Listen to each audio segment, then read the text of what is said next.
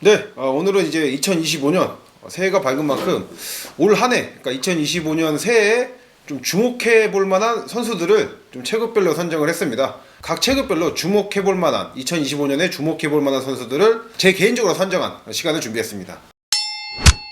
아사쿠라 카이입니다. 그러니까 아사쿠라 카이라는 이름을 듣고 올해 주목까지 해야 될 선수야 하고 의아하실 거예요. 왜냐하면은 결국에는 알레산드리 판토자 현 챔피언한테 2라운드 만에 패배를 했죠. 그때 보여줬던 경기력을 보면은 뭐 다른 것 따라서 판토자 리매치에서 승리를 할 수 있는 가능성이 그렇게 높지는 않으니까요. 근데 제가 말씀드리는 거는 아사쿠라 카이를 통해서 플라이급이 충분히 재밌어질 수 있다. 그리고 카이가 재밌는 경기를 펼칠 수 있는 그런 능력을 가진 선수다. 이 얘기를 하는 겁니다. 그러니까 플라이급은 과거에 실제로 폐지 직전까지 갔던 체급이죠. 물론 지금은 어느 정도 인기가 과거에 비해서 많이 올라왔습니다. 그래도 타 체급과 비교했을 때는 인기가 떨어지는 게 사실이죠.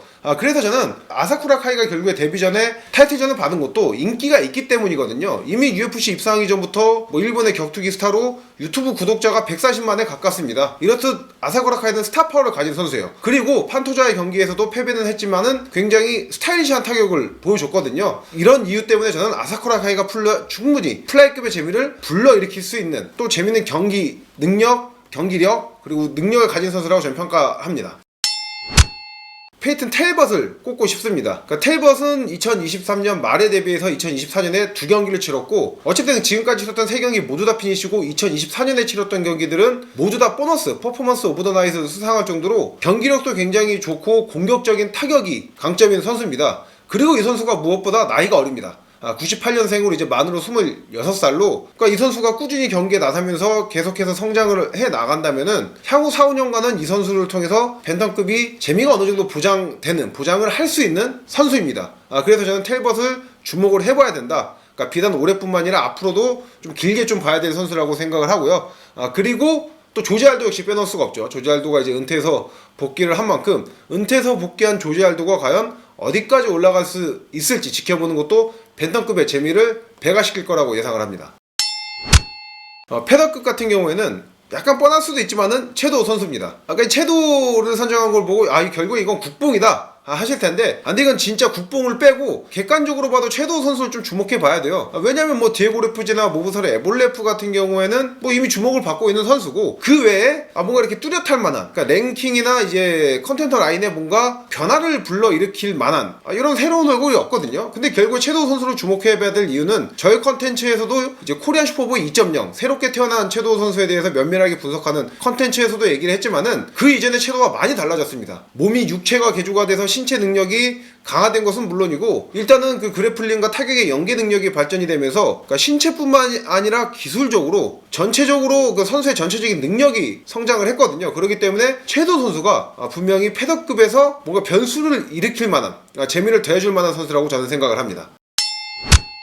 이 마우리시오 루피입니다. 그러니까 마우리시오 루피에 대해서 아는 분들도 있을 테고 모르는 분도 있을 거라고 생각을 하는데, 어느 정도 UFC를 오랜 기간 또 깊게 보시는 분들은 다 알만한 이름이에요. 워낙에 정말 멋진 타격을 구사하는 선수거든요. 그러니까 데뷔전에서 이 선수가 아직 UFC에서 이전밖에 치르지 않았습니다. 데뷔전이 제미 멀라키와의 경기였는데, 그 경기에서 인상적인 퍼포먼스를 통해서 단 한 경기만으로 엄청난 주목을 받습니다. 그 당시 그 경기를 봤던 수많은 국내외 전문가들이 얘기한 게 코너 맥그리거의 전성기 시절 타격을 보는 것 같다, 이렇게 평가를 했어요. 이런 식으로 주목을 많이 받다 보니까 UFC 이전째도 이 UFC 넘버링에 들어갔는데, 넘버링 언더카드도 아니고 UFC 이전째 선수가 메인 카드에 들어갔습니다. 그리고 그 경기에서 상대방이 워낙에 내구력이 좋아가지고 피니시까지 못했지만은 그 경기에서도 다채로운 타격, 화려한 타격을 보여줬거든요. 그래서 저는 마우리시오 루피를 올 한해 주목해볼 만한 파이터다. 또 라이트급에서 워낙에 또 공격적인 타격을 구사하는 선수니까 재미있는 좀 하이라이트 필름들을 많이 만들어낼 것이라고 저는 보고 있습니다. 할로웨이 얘기를 또 안 할 수가 없어요. 라이트급을 하는데 할로웨이 얘기를 안 할 수가 없습니다. 할로웨이가 이제 토프리와의 그 타이틀전 패배 이후에 라이트급에 공식적으로 월장을 선언을 했죠. 그리고 이미 저스틴 게이츠와 라이트급 경기에서 엄청난 퍼포먼스를 통해서 BMF 타이틀도 따고 지금 랭킹 5위에 올라와 있습니다. 계속 얘기가 나오는 거는 더스틴 포이리에와의 그 3차전 얘기가 계속 나오고 있는데, 어찌됐던 간에 할로웨이는 이 탑 컨텐더와의 경기가 예상이 되거든요. 그 경기에서 어느 정도 퍼포먼스를 보여줄 수 있을지에 따라서 할로웨이가 그 경기에서 뭐 좋은 경기를 보인다? 그럼 바로 타이틀전으로 갈 수도 있고, 그리고 일단 할로웨이는 무조건 경기 나섰다 하면은 재미를 보장한 선수이기 때문에 라이트급에 분명히 재미를 불러일으킬 겁니다.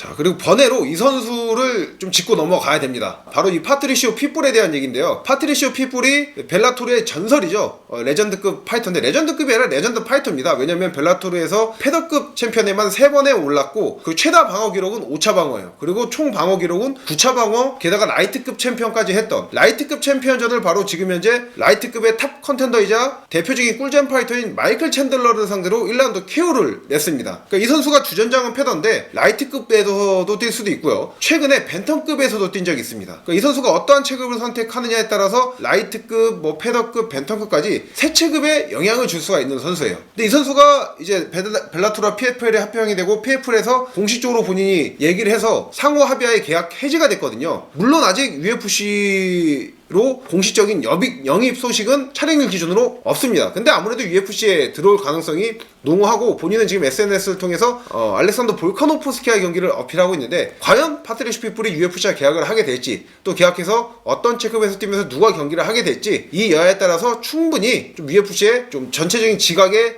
판도를 좀 흔들 만한 선수라고 저는 평가합니다. 네, 그래서 오늘은 2025년 한 해 좀 주목해볼 만한 파이터에 대해서 알아봤고요. 다음 시간에도 유익한 컨텐츠로 찾아뵙도록 하겠습니다. 렛츠 댄스!